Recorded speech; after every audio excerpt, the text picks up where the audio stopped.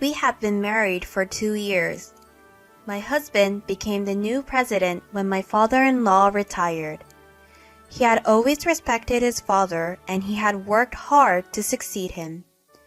He was delighted to be named his successor.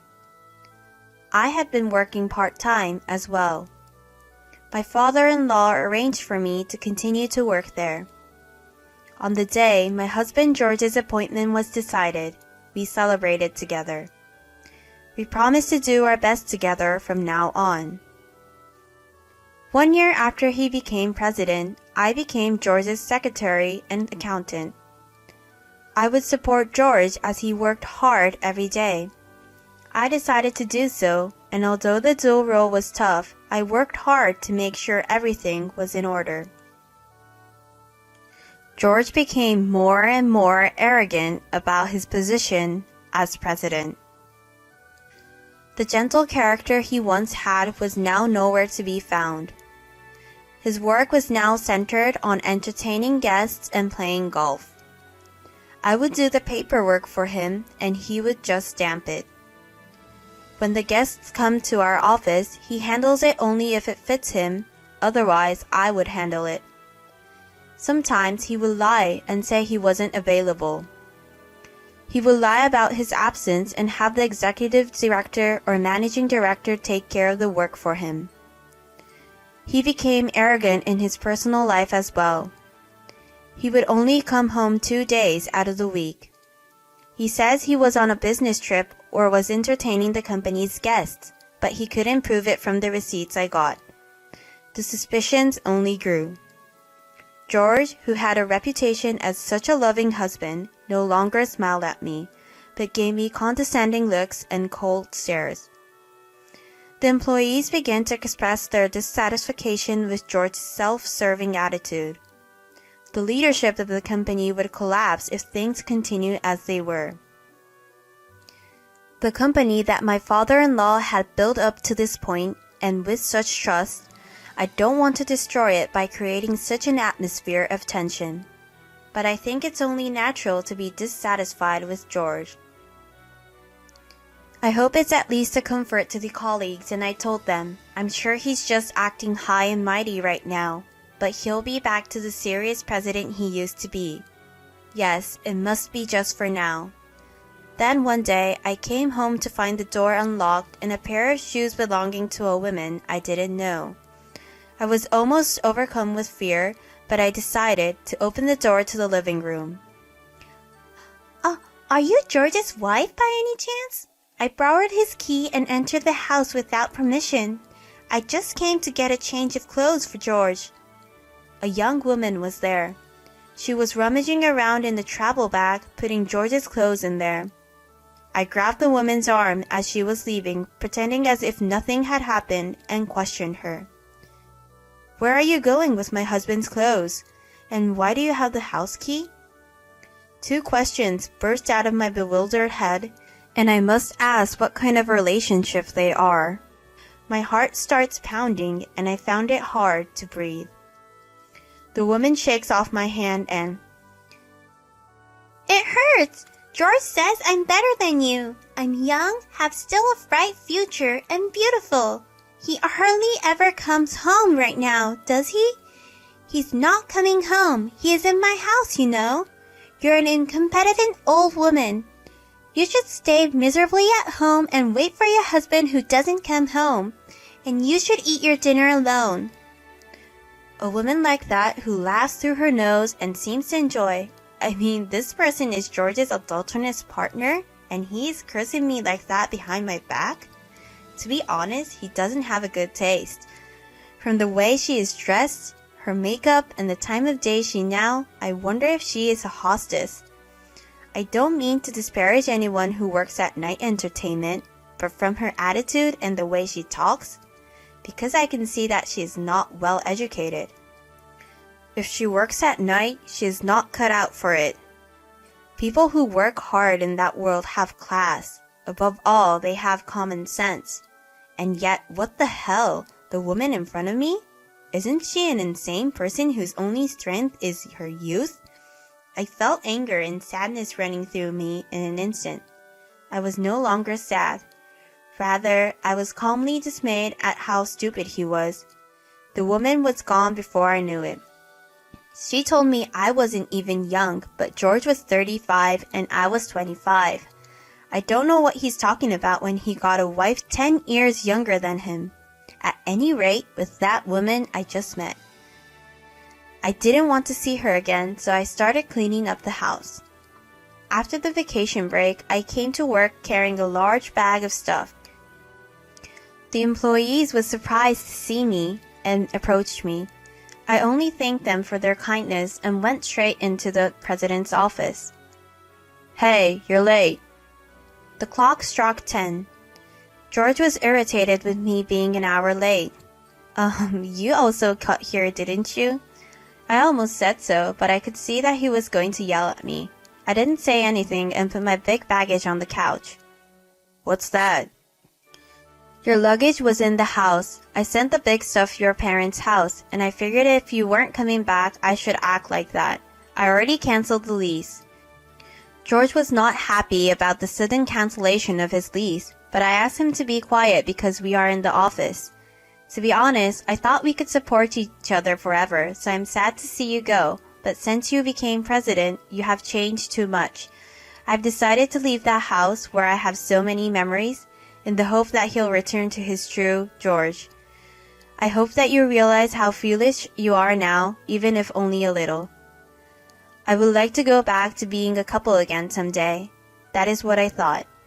And yet, instead of thinking about it, George even started to bring that woman to the office with him. I lied to his employees that she was a business partner. She comes in and out 3 times a week. Each time I went to serve her tea and I had to bow to her, which was extremely unpleasant. I thought her clothes and makeup were too over for a business partner. I began to hear rumors that she might be a boss's mistress. Rumors began to circulate like that. As his wife, my position in the company was getting more unpleasant. Finally, I was called into the president's office and he introduced me to that mistress as his girlfriend.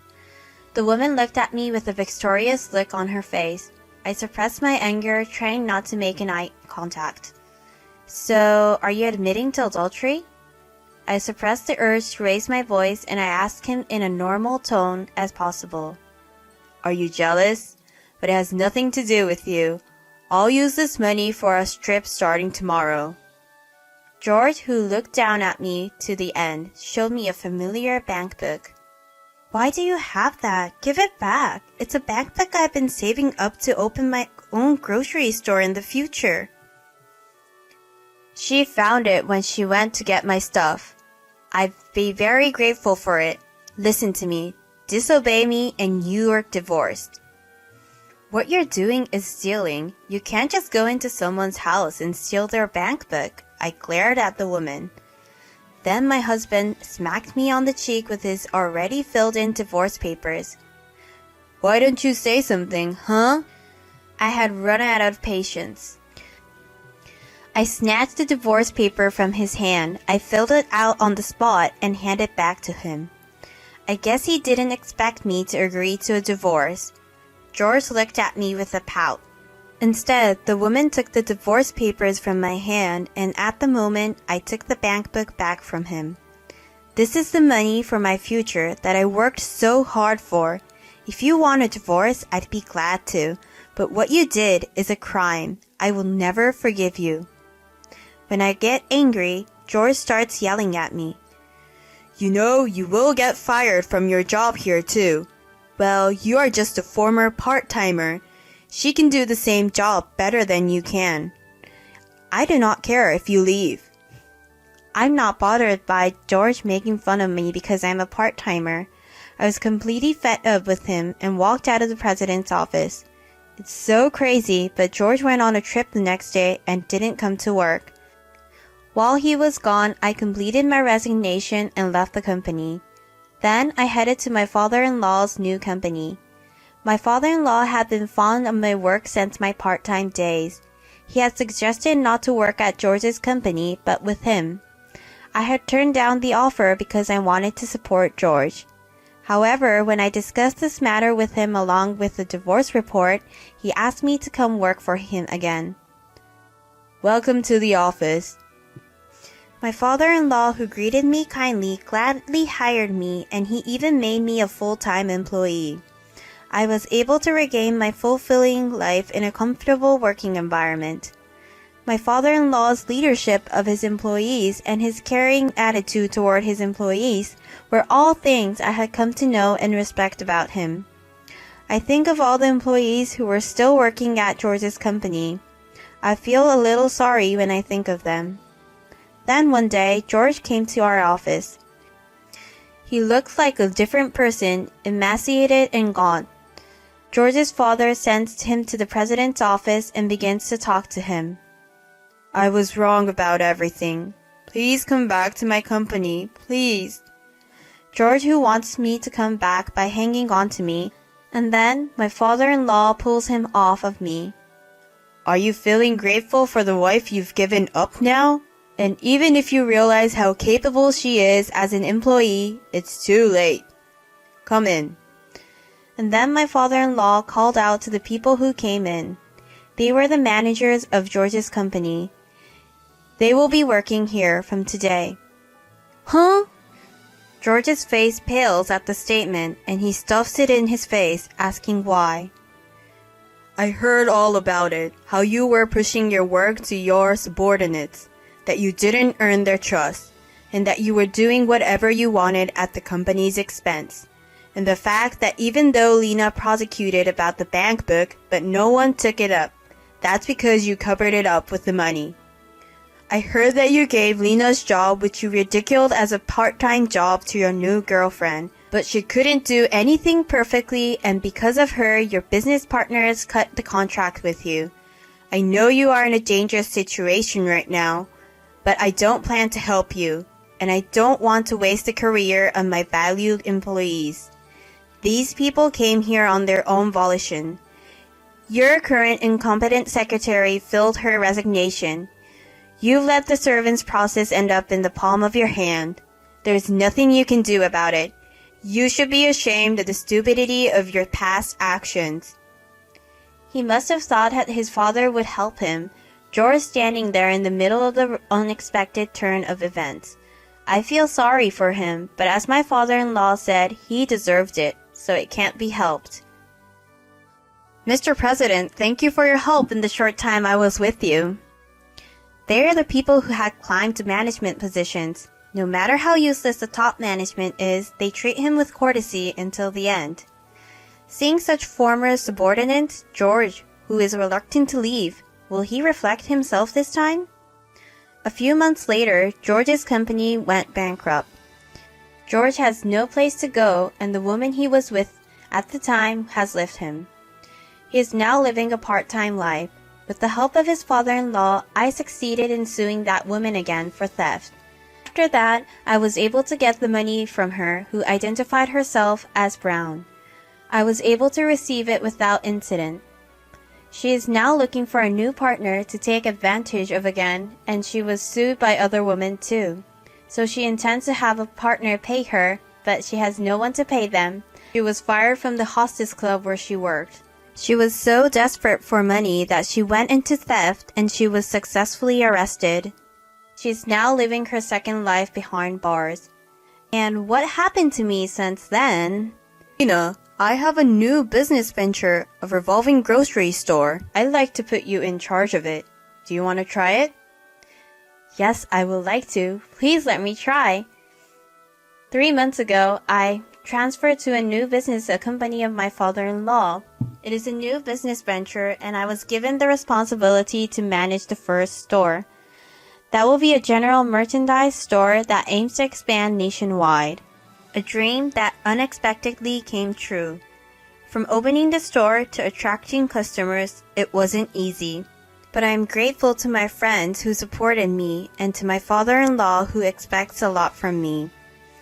Above all, I was able to do my best for what I love. Welcome to the store. I'm now able to stand proudly in front of the store as a store manager. I can do what I always wanted to do. My dream of owning a store has come true. am now running through my days intending to expand nationwide. I can say that I am a happy person now. Make my future brighter. I will continue to face any difficulties that may come my way.